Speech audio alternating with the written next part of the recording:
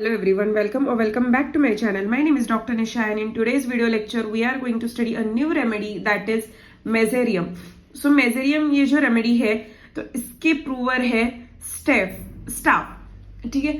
तो है ना ये जो सर है तो इन्होंने बहुत कम रेमेडीज की है, मतलब प्रूव की है, but whichever are the remedies those are just accurate remedies.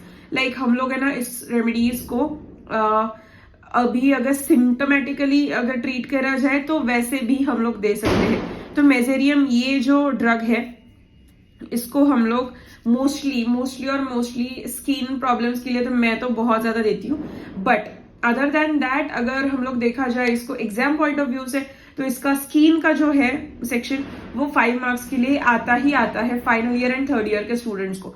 So mezereum is one of the important remedies for 5 marks, या फिर है ना वो वाइवाज में भी पूछा जाता है एंड क्लिनिकल प्रैक्टिस से भी ये बहुत ज्यादा इंपॉर्टेंट है। If you are practising in rural area और in slum areas then it is the one of the important remedy which you should keep with your self, ठीक है।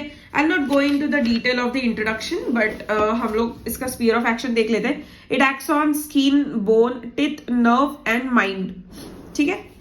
तो बाकी तो हम लोग गाइडिंग सिम्टम्स वगैरह नहीं देखेंगे, सीधा हम लोग देखेंगे इसकी स्किन। तो स्किन में क्या है? Mezereum is an excellent remedy for the skin affection irrespective of whether it is, ठीक है।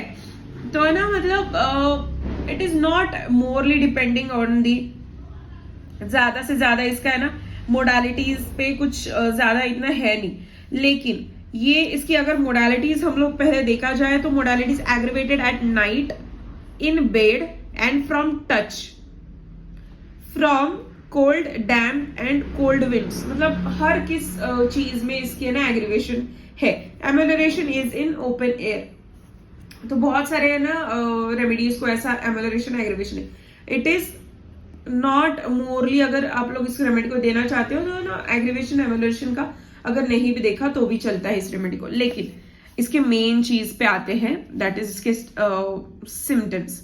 सो eczema and itching eruptions after vaccination, मतलब वैक्सीनेशन के बाद के जो इल इफेक्ट्स होते हैं, तो ना स्किन पे अगर एक्जिमा आता है और वैक्सीन लिया है you can definitely give mezereum. अगर हर्पीस जोस्टर होता है आप लोग मेजेरियम को दे सकते हो। Then ulcers of different kinds, so ना बहुत सारे काइंड्स के अल्सर्स रहते हैं, but not to a diabetic ulcer. हाँ, डायबिटिक अल्सर थोड़ा डिफरेंट काइंड का रहता है, लेकिन अगर बहुत डीप और डिफरेंट काइंड का अगर है ना अल्सर रहेगा सो यू कैन गिव। तो कैसे अल्सर रहेगा? Provided the following characteristic symptoms are found: eczema and itching eruptions after vaccination, that is मैंने आपको बताया, with intolerable itching followed by copious serous exudations oozing out. Copious serous exudation रहता है, ठीक है। तो है ना मतलब कोपियस मतलब बहुत ज्यादा ऐसे, ठीक है, सीरस बता देती हूँ मैं। सीरस तो रहता है ट्रांसपेरेंट सा फ्लूइड, जैसे बोलते हैं वैसे टाइप का फ्लूइड आता है। हाँ, सीरो सैंग्विनियस रहता है, सीरस रहता है, फिर सीरोबिलियस रहता है। सो ऐसे डिफरेंट टाइप्स के ना एक्सुडेशन फ्लूइड्स रहते हैं। So serous fluid is quite pinkish in colour, तो वो पिंकिश या फिर ऐसे पस जैसे ट्रांसपेरेंट कलर भी रहता है उनका, तो वैसे टाइप का इरप्शंस से आना, ऊजिंग आउट होना, ठीक है। Sorry for that. Aggravated in bed and from touch. Then the favorite site for many of the eruptions is scalp, mostly scalp की eruptions जो कि पिंपल से स्टार्ट होते हैं। बहुत बेसिक सिंपल सा पिंपल आता है, वहां से स्टार्ट होते हैं ये इरप्शन स्कैल्प में। तो अभी देखते हैं। It covers the head with thick leather like crust under which thick and white pus collection here and there. Hair is glued, ठीक है, यहां तक देखते हैं, हियर एंड देयर तक, ठीक है। तो ना मतलब एक पिंपल जैसे आता है, फिर वो है ना खपली जैसे भरना शुरू होता है, पूरे स्कैल्प पे आ जाता है, फिर वहां से पस निकालना शुरू होता है। वो कैसे रहता है? वाइट थिक पस रहता है, ठीक है। हेयर इज ग्लूड मतलब चिपके हुए, मैटेड मतलब एक एक साइड से दो हेयर्स आते, वो भी चिपके हुए आते, एकदम ग्लू जैसे हुए, बहुत स्टिकी से रहते वो हेयर्स, और पस कलेक्टेड भी रहता है उसमें, स्कैल्प में स्केलिंग भी रहता है, बहुत ऑफेंसिव स्मेल भी आता है उससे, और है ना पस भी आता है उससे, और उसमें ना अगर हो गए तो कीड़े भी होते हैं। तो दिस टाइप ऑफ अगर पेशेंट आते हैं, मतलब रूरल एरिया में तो बहुत सारे ऐसे दिखाई देते हैं, बहुत सारे, मतलब मैंने 1 या 2 पेशेंट ऐसे देखे हैं पीएमसी में जब मैं थी तब, तो है ना ऐसे पेशेंट्स आते हैं, ठीक है। So this is I think you should keep in mind. ये जो लाइन है, the head is covered with the thick leathery like crust, मतलब थिक क्रस्ट जैसे रहता है, under which the thick and white पस collected and collected here and there, hairs is glued, this is important, and matted together. Pus after a time is coarse, becomes offensive and breed organs. ठीक है, मतलब उसमें कीड़े भी होते हैं, किसी में जो हम लोग बोलते हैं जुए जो रहते, तो वो भी होते हैं किसी में, ठीक है। तो है ना, अगर ये सारी चीजें रहेगी तो ना you can definitely give this remedy with the external application. Obviously externally आप लोग कैलेंडुला का मदर टिंचर भी दे सकते हो शैम्पू में डालने के लिए, रोजमेरी का मदर टिंचर भी दे सकते हो, ऑसिमम सैंटम दे सकते हो। तो है ना, this are the different that is a different, it is a part of a treatment, but मैं फिर भी बता दे रही हूँ, clinically it is important to you guys to. So ulcers with thick yellowish scab in which thick yellow pus collects.